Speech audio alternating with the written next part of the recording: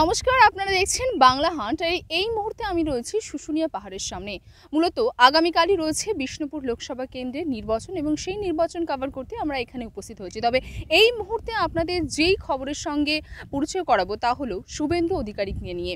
মূলত বিরোধী দলনেতা শুভেন্দু অধিকারী গত কিছু দিনের মাথায় বারবার তিনি শিরোনামে উঠে আসছেন। গত মঙ্গলবারে তার যে কোলাঘাটের বাড়ি ছিল সেই বাড়িতে কিন্তু পুলিশে হানা দিয়েছিল এবং ঠিক তারপরেই তিনি কিন্তু কলকাতা হাইকোর্টের দ্বারস্থ হয়েছিলেন। এবার শুক্রবারে সেই কলকাতা হাইকোর্টের যে মামলা তিনি করেছিলেন তার শুনানি ছিল এবং সেই শুনানিতেই নির্দেশ দেওয়া হলো কলকাতা হাইকোর্টের তরফ থেকে এবং সেই কলকাতা হাইকোর্টের নির্দেশ অনুযায়ী আগামী 10ই জুন পর্যন্ত রাজ্য পুলিশ শুভেন্দু অধিকারীর যে কোলাঘাটের বাড়ি আছেন বা অফিস আছে সেই অফিসে কোনো রকম কোনো তল্লাশি করতে পারবে না।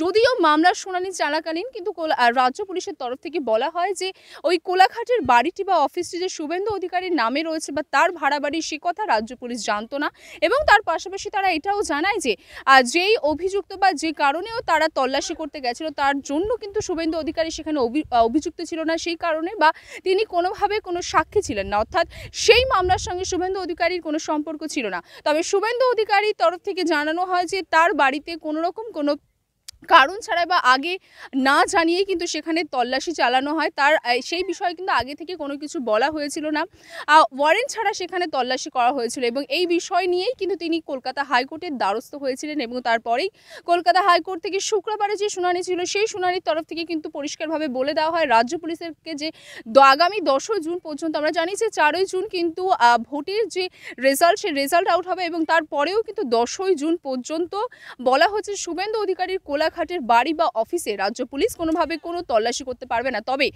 পুলিশের হাতে যদি কোনো রকম কোনো জরুরি নথি এসে পৌঁছায় বা সেই নথি যদি কোনোভাবে শুভেন্দু অধিকারী সেই কোলাঘাটের বাড়িকে বা সেই জায়গাকে যদি পুলিশের মনে হয় যে সেটা তল্লাশির প্রয়োজন, তাহলে সেই বিষয়ে কিন্তু জরুরি ব্যবস্থায় তারা কলকাতা হাইকোর্টের দ্বারস্থ হতে পারবে।